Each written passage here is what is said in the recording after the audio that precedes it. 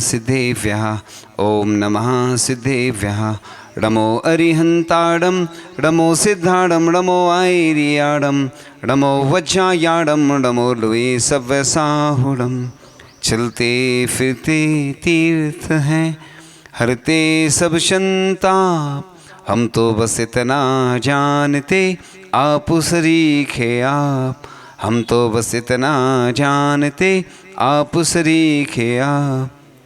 कुंडलपुर के बड़े बाबा की, मूल नायक श्री महावीर भगवान की, परम पूज्य आचार्य भगवान गुरुदेव शिक्षाड़ विद्यासागर जी महामुनिराज की, परम पूज्य मुनि शिक्षाड़ विमल सागर जी, अनंत सागर जी, धर्म सागर जी आदि समस्त 3 कम 9 करोड़ मुनिराजों की।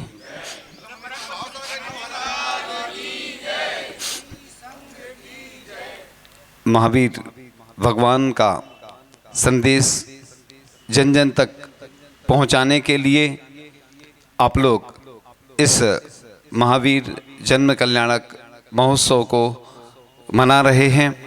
और हम लोग प्रति वर्ष कई वर्षों से जो जितने वर्ष का हो गया मनाते आ रहे हैं, लेकिन बस महावीर जन्म महोत्सव आता है चला जाता है। लोग कोई भोजन दे करके, कोई अन्य कार्य करके बस संतुष्ट हो जाते हैं। क्या मैंने कभी हम लोगों ने चिंतन किया कि ईसा के 1000 वर्ष पूर्व पहले कितने 40 करोड़ जैन थे? कितने थे? 40 करोड़। फिर ईसा के 500-600 वर्ष पहले 25 करोड़, फिर 815 में यानी सम्राट अमोघ वर्ष के काल में 20 करोड़ जैन थे, और फिर 1173 में 12 करोड़, और फिर 1556 ईस्वी में 4 करोड़, और इस प्रकार से घटते घटते 1 करोड़ के अंदर बचे हैं। 45 लाख से जितना भी अभी वर्तमान में संख्या जो भी होगी निश्चित, तो दिन पे दिन हम कम होते जा रहे हैं। एक बार विहार कर रहे थे आचार्य श्री के साथ, युवा लोग नारे लगा रहे थे, महावीर की वाणी को घर घर में पहुंचाएंगे, आंधी हो तूफान हो यूं ही बढ़ते जाएंगे। तो आचार्य श्री बोलते हैं जब आंधी तूफान आता सब भग जाते। ऐसी स्थिति है, किसी को चिंता नहीं रहती। पूरी दुनिया में हर व्यक्ति को बस चिंता एक ही है, हमारा वंश कैसे सुरक्षित रहे, हमारे परिवार, हमारा धन जो हमने इतना कमाया है वो सुरक्षित रहे।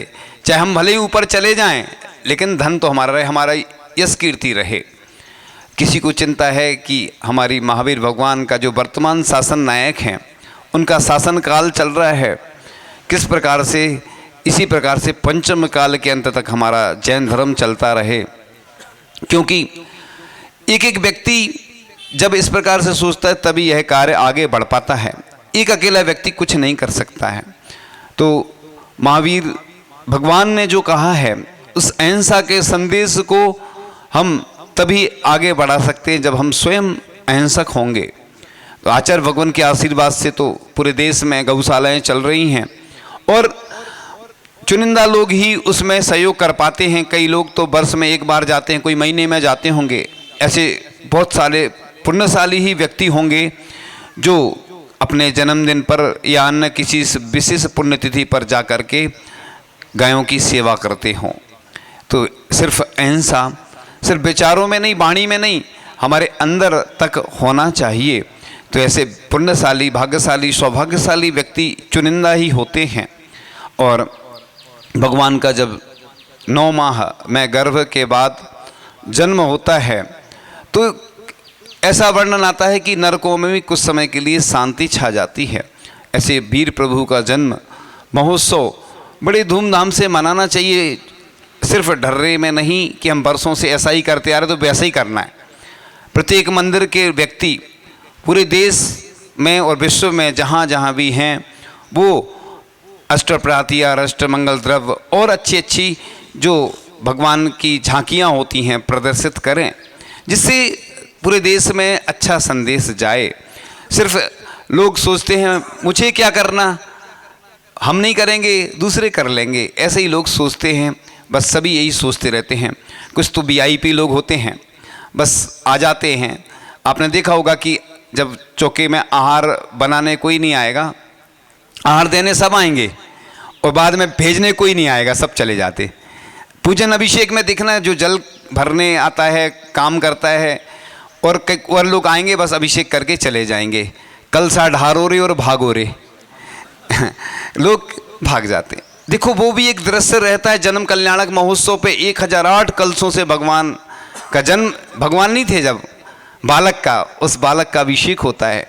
वह दृश्य पढ़ रहे थे तो महापुराण में कितना अच्छा वर्णन आया है कि अभिषेक प्रारंभ होते ही ऐसा शब्द होता है जैसे विस्फोट हो गया हो। विस्फोट होता सुना आपने कभी? विस्फोट होता है जैसे, लोग चौंक जाते, ये क्या हो गया एकदम अभिषेक के समय। और विस्फोट हो, सर्वत्र वाद्य यंत्र बज रहे थे। आज हम देखते हैं यहाँ पे इंदौर में अभिषेक तो होता है लेकिन कोई वाद्य यंत्र नहीं बजता, ऐसे लगता है सूना सूना, लोग अभिषेक करके छोड़ते चले जाते भगवान को।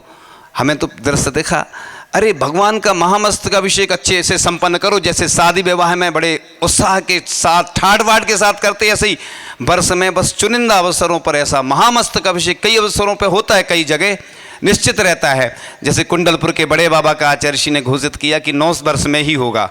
क्यों होगा? क्योंकि बड़े बाबा हैं, तो बड़े बाबा का महामस्तक अभिषेक ऐसे छोटे रूप से नहीं हो, जिस प्रकार से महापंच कल्याणक महोत्सव हुआ था। अपन भगवान की महिमा को स्वयं ऐसे ही कर देते हैं। भगवान, कौन कहता कि भगवान के अतिशय नहीं होते? आज भी अतिशय घटित होते हैं, लेकिन हमारी भक्ति तो होना चाहिए। भक्त की जब भक्ति होती है तो अपने आप अतिशय घटित हो जाते हैं। तो उधर लिखा है कि यंत्र वज्र ऐसी ध्वनि उस अभिषेक जल से निकल रही थी। उस जलधारा की ध्वनि से योगियों के भी ध्यान विचलित हो गए। मतलब मुनि महाराज ध्यान में बैठे थे, जैसी ध्वनि सुनी तो उनका ध्यान भी विचलित हो गया। और पशु पक्षी भी बाहर निकलने लगे कि यह किसकी आवाज़ है। और यह उस गंधोदक की दिव्य धारा से स्वर्ण वर्णी सुमेरु धवल वर्णी हो गया था। उस पवित्र जल ने जहाँ जहाँ तहाँ फैलाकर समस्त मनुष्य लोग को पवित्र कर दिया था। सर्वत्र गंधोदक की वृष्टि हो गई। जन्माभिषेक के उस महोत्सव को विभिन्न स्थानों में देव देवांगना रिद्धिधारी मुनिगण देख रहे थे, जो पुण्याश्रव की धारा के समान अनेक संपदाओं को उत्पन्न करने वाली ऐसी वह सुगंधित जल की धारा हम लोगों को कभी नष्ट नहीं होने वाले रत्नात्रय रूपी धन से संतुष्ट करे, ऐसी भावना से। देखो, एक बार चांदखेड़ी की प्रतिमा का जब अभिषेक हो रहा था और पूज्य आचार्य श्री विदिशा में विराजमान थे, और एक ब्रह्मचारी जी गए आचार्य श्री के पास गंधोदक लेकर। आचार्य श्री ने एक बार गंधोदक ले लिया, वो ब्रह्मचारी जी जाने लगे, दूसरी बार फिर बुलाया आचार्य श्री ने, फिर से गंधोदक लिया, फिर जाने लगे, तीसरी बार फिर बुलाया। तो ब्रह्मचारी जी समझ नहीं पाए कि आचार्य श्री जी एक ही बार में गंधोदक ले लेते, 3 बार क्यों बुलाया। तो आचार्य श्री से पूछा, आचार्य श्री आपने ऐसा क्यों किया? तो आचार्य श्री बोले, मैं वहाँ तो नहीं पहुँच पा रहा हूँ जहाँ यह अभिषेक हो रहा है, लेकिन मैं इस गंधोदक में ही भगवान के दर्शन करके उस भावना को पूर्ण कर रहा हूँ। सोचिए। और हम देखते हैं लोग ढालते जा रहे, भागते जा रहे, भगवान की स्थापना करने, जैसे अपन पूजन में स्थापना करने के बाद छोड़ते नहीं हैं, फिर वो पूरा विसर्जन करते हैं। ऐसे ही अभिषेक की पूरी प्रक्रिया होने के बाद ही वह होना चाहिए। तो जो महिमा बताई गई है, तो ऐसा भगवान का जन्म महोत्सव बड़े धूमधाम से मनाया जाता है। तो 1008 लक्षण होते हैं भगवान के, जो चिन्ह होते हैं। और यह महोत्सव देखने के लिए कहाँ कहाँ से लोग आते हैं। इसी प्रकार से पूरे दुनिया में यह विश्व प्रभु भगवान महावीर स्वामी का जन्म कल्याणक महोत्सव मनाया जाता है। लेकिन आज स्थितियां बदलती जा रही हैं। आज फास्ट फूड का ज़माना आ गया है। बच्चों को तो त्याग करवाते हैं, बड़े बड़े चाव से खाते हैं, लेकिन उन्हें नहीं मालूम कि इसमें अंडा है, मांस है। इस चीज़ पे भी हमें ध्यान रखना चाहिए। फास्ट फूड, फास्ट लाइफ और फास्ट डेथ, यानी लोग समझ नहीं रहे हैं। आज जहाँ भी देखो भरमार है इन सब चीज़ों की। हम अपने हृदय पे हाथ रख के एक बार अंदर चिंतन करना कि क्या मैं जैन हूँ। मुनि महाराज तो जब मन शुद्धि, वचन शुद्धि, काय शुद्धि, आहार जल शुद्ध है, जब बोलते तब ग्रहण करते हैं। मालूम भी है कि ये शुद्ध है, लेकिन जब तक आप नहीं बोलोगे तब तक ग्रहण नहीं करते। और आप लोग, कोई शुद्धि बोलता है आपके लिए? कोई नहीं बोलता। उस पर ग्रीन चिन्ह लगा है, रेड लगा है, बोलते बस ले लिया। वो तो अंडा को शाकाहार मानते हैं, तो ग्रीन चिन्ह लगा देते, आप बड़े गौर अच्छे से लेते हैं। आज स्थितियां बदलती जा रही है। मांसाहार का प्रचलन इतना बढ़ रहा है।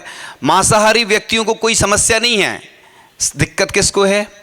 शाकाहारियों को। ट्रेन में जाओ तो जो पेंट्री कार रहती ना, एक ही पेंट्री कार रहती, जितने लोग भी ट्रेन में भोजन करते हैं वो शाकाहारी भोजन नहीं करते हैं, क्योंकि मांसाहार और शाकाहार एक साथ बनता है। एक बार की बात है, पुरानी घटना थी, जब स्टेशन पे गए तो देखा नॉन वेज लिखा था, एक जगह वेज लिखा था, देखा तो अपन ने सोचा कि नॉन वेज वाले में नहीं जाके वेज वाले में चलते हैं। देखा तो हॉल एक ही था, बनना एक जगह ही है, भोजन बनता एक जगह है, नॉन वेज और वेज। अब बताओ, इधर तो अपन दुनिया का विचार करते हैं, सोचते हैं, लेकिन जब ट्रेन में या जो बच्चे हमारे पढ़ रहे हैं स्कूल में, कॉलेज में, जो ऑफिस में जॉब कर रहे हैं, विदेशों में रह रहे हैं, आप विचार करना। इसलिए आचार्य भगवान ने अभी कुंडलपुर में एक बहुत अच्छी बात कही थी कि युवाओं को भोजन, युवाओं नहीं पुरुष वर्ग को भोजन बनाना जरूर सीखना चाहिए, जिससे जब महिलाओं को भोजन नहीं बनाना होता उस समय भी और अन्य समय भोजन बनाना जानेंगे। तो एक आप राजस्थान के एक प्रसिद्ध व्यक्ति हैं जिनका नाम सभी जानते हैं, उनका लड़का जब विदेश गया, जो सबसे ज़्यादा दान करते हैं, और उनका लड़का जब आचार्य श्री से आशीर्वाद लेके गया, उधर विदेश में रह के भी वो खुद भोजन बनाता था। ऐसे परिवार के लिए आचार्य श्री हमेशा आशीर्वाद देते हैं, और आज वो कहाँ से कहाँ पहुँच गए आचार्य श्री की कृपा से और आशीर्वाद से और बड़े बाबा की कृपा से। तो आदमी का प्रमोशन जब होता है तो अपने जो आचार विचार जैसे होते हैं, तो जब लिखा था है कि जब आचार विचारों में हीनता आती है तब तीर्थंकर भगवान का जन्म होता है। इसलिए जब मिथ्या दृष्टियों की बहुलता होती है, आचरणों में हीनता आती है, तब ऐसे सम्यक दृष्टि जीव जन्म लेते हैं। तो इस महावीर भगवान के महोत्सव को बड़े उत्साह के साथ और कुछ संदेश के साथ हमें मनाना है, क्योंकि सिर्फ नारों तक सीमित नहीं रहना है हमें, क्योंकि नारे तो हम प्रतिवर्ष लगाते हैं और पुराने हो जाते हैं वह नारे, लेकिन वास्तविकता में कुछ ऐसा कार्य हो जिस प्रकार से हम गरीबों के लिए भोजन वितरण कर सकें, फल, औषधि, वस्त्र आदि ऐसे कुछ कार्य करें जिससे उनका भी कल्याण हो। क्योंकि ऐसे भी कई लोग होते हैं कि जो पीड़ा से कराह रहे हैं, क्या हमने सोचा कि कभी उनको औषधि प्रदान करें। जो लोग बीमार रहते हैं, हम हमेशा बोलते हैं कि उनके लिए औषधि प्रदान करना चाहिए। कृत कार्य तन्मुन्ना से जहाँ जैसी स्थिति बने, आज तो ऐसे बहुत सारे माध्यम प्राप्त होते हैं हमारे लिए। बस हम लोग जब स्वयं पीड़ित होते हैं तब तो लगता है कि हमें कष्ट हो रहा है, लेकिन दूसरे का कष्ट भी जो हरता है। ऐसे ही विरले जीव महावीर भगवान के चरण चिन्हों पर चल पाते हैं। ऐसे बहुत सारे लोग आते हैं, चले जाते हैं, और लोग महावीर भगवान का जन्म महोत्सव तो सभी मनाएंगे, लेकिन कोई अच्छे तरीके से मनाएगा, कोई औपचारिकता करके ही मना लेगा। तो इस प्रकार से हमें भगवान की जो वाणी है, उस वाणी को हम कैसे आत्मसात करें, तो एक लाइफ मैनेजमेंट का बहुत अच्छा सूत्र है जो मूलाचार्य में भट्टिकेर स्वामी ने लिखा है। कदम चरे कदम चिट्ठे कदमा से, कदम से कदम भासे जे भुंजे, कदम पावना बज दी। तो जब शिष्य गुरु से प्रश्न करता है कैसे चलें, कैसे उठें, कैसे बैठें कि जिससे पाप का बंधन ना हो, तो शिष्य के जवाब का गुरु बड़े सरल और सहज शब्दों में बताते हैं कि जदम चरे जदम चिट्ठे जदमा से जदम सहे जदम भासे जे भुंजे जे एवं पावना वज्री। यानी लाइफ मैनेजमेंट का एक सबसे बड़ा सूत्र है। लोग कहते हैं कि हमारे जैन धर्म में क्या है, और मैं कहता हूँ कि मैंने जब जैन धर्म पढ़ा और जब बहुत सारे विचारकों से और हर विषय के विशेषज्ञों से जब चर्चा हुई, तो लगा कि जैन धर्म से बड़ा कोई धर्म नहीं है, क्योंकि इसमें ऑल लाइफ मैनेजमेंट है। लोग कहते हैं लाइफ मैनेजमेंट, ये तो ऑल लाइफ, यानी अन्य जगह तुम्हें इस भव में, इस जन्म में ही क्या करना है वो बताया जाएगा, लेकिन आपका कई भव सुरक्षित रखने का, इंश्योरेंस करने का अगर कोई माध्यम में सबसे अच्छा इंश्योरेंस तो जैन धर्म में है। इसलिए कैसे चलें, कैसे उठें, कैसे बैठें, क्योंकि ये सब पुण्य बढ़ाने के तरीके हैं। अपने यहाँ पुण्य बढ़ाने के इतने सारे तरीके बताए गए, लेकिन लोग बस अभिषेक कर लेते हैं, प्रक्षाल कर लिया, पूजन कर लिया तो बस हो गया, शास्त्र स्वाध्याय कर लिया। इसके अलावा भी इतने सारे तरीके हैं पुण्य बढ़ाने के, वो भी आप करके अपने जीवन को उन्नत और अच्छा बना सकते हैं। तो एक बहुत अच्छा सुंदर सा भजन था प्रभु वीर को ध्याना, बस सिर को झुकाना है। प्रभु भक्ति और कुछ भी नहीं, निज को जिनसे मिलाना है। उद्धार अगर चाहे तू अपने चेतन का, प्रभु वीरा को कर ले नमन, ये मौका है चंदन सा। प्रभु वीरा की ले शरण, नहीं और ठिकाना है। प्रभु वीर को ध्याना, बस सिर को झुकाना है। अपना हो समर्पण ऐसा, नहीं कोई तमन्ना हो। यदि हो बेतमन्ना तो बस प्रभु सा ही बनना हो। तुमसे तुमको ही मांगा है, तुमसे तुमको ही पाना है। प्रभु वीर को ध्याना, बस सिर को झुकाना है।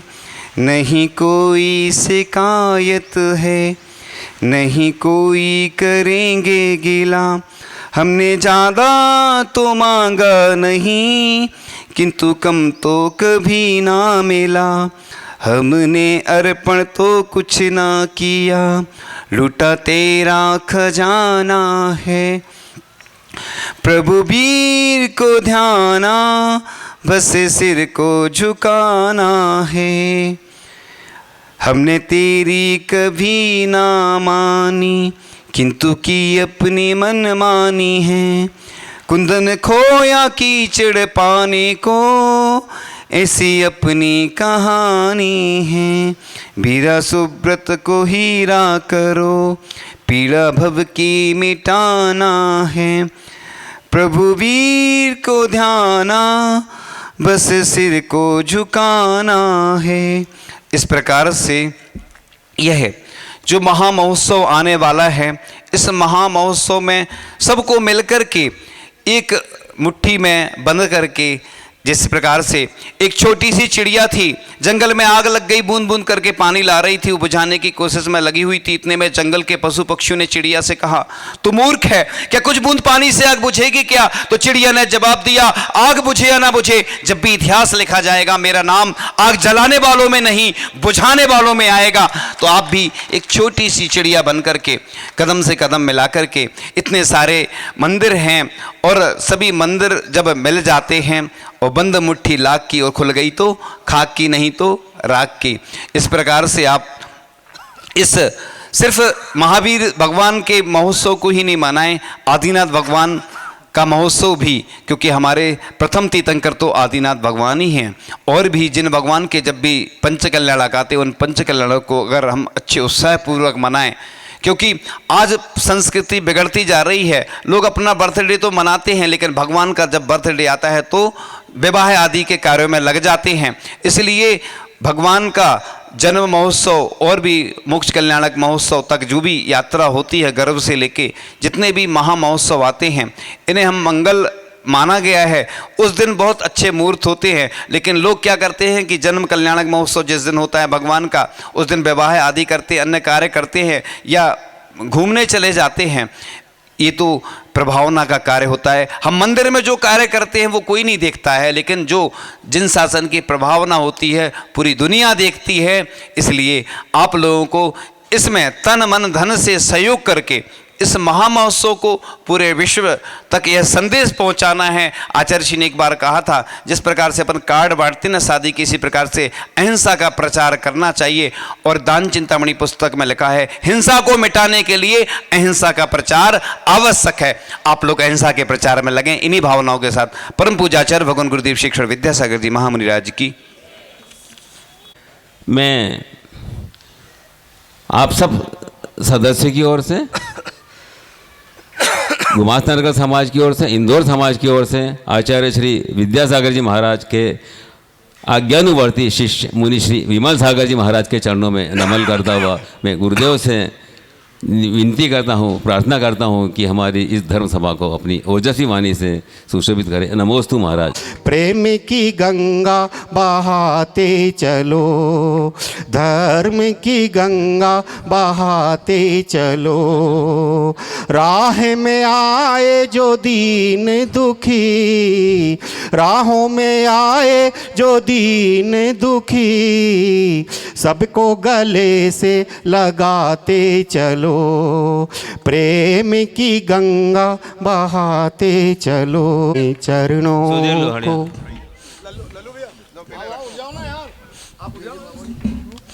छू लेने दो पावन चरणों को, हम भवसागर तीर जाएंगे, छू लेने दो पावन चरणों को, हम भवसागर तीर जाएंगे, चरणों के प्रक्षालन कर कर, चरणों के प्रक्षालन कर कर, गुरुवर तुम जैसे बन जाएंगे, छू लेने दो पावन। जी महामुनिराज की जय। बोली मुनि श्री विमल सागर जी महाराज की, मुनि संघ की। जब मैंने प्रथम बार आचार्य जी को हार दिया था तब ये भजन उनके समक्ष प्रस्तुत किया था। आज मंगलाचरण महाराज जी के सामने प्रस्तुत करती हूँ। गुरुदेव से यही प्रार्थना है मेरी, प्रार्थना है मेरी, प्रार्थना है मेरी, गुरुदेव से यही प्रार्थना है मेरी, प्रार्थना है मेरी, प्रार्थना है मेरी, 7 जन्म तक मुझे पर कृपा हो तेरी, हाँ कृपा हो तेरी, हाँ कृपा हो तेरी, गुरुदेव से मेरे गुरुदेव मेरा जीवन संवार दो, भव सागर से मेरी नैया को तार दो, विद्या के सागर गुरु ज्ञान मोती से भरे, बड़ा भाग्यशाली जो तेरा दर्शन करे। गुरुदेव की वाणी सुरों से भरी, हाँ सुरों से भरी, हाँ सुरों से भरी, गुरुदेव से यही प्रार्थना है मेरी, प्रार्थना है मेरी, प्रार्थना है मेरी, 7 जन्म तक मुझे पर कृपा हो तेरी, हाँ कृपा हो तेरी, हाँ कृपा हो तेरी, गुरुदेव से मोक्ष पथ के राही गुरु त्याग पर ये चल रहे, धर्म का पताका लिए पुण्य कार्य कर रहे, निर्मोही गुरु को वही भक्तों से मोह है, सार्थक हृदय से भरा त्याग तप का योग है।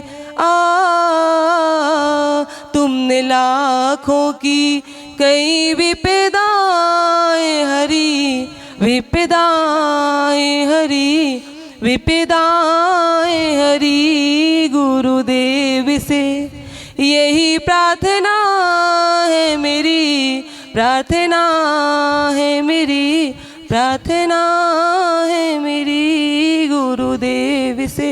बोले आचार्य गुरु श्री विद्यासागर जी महामुनि राज की नमो। तो जय जयकार ओ मारी माँ जिनवाणी,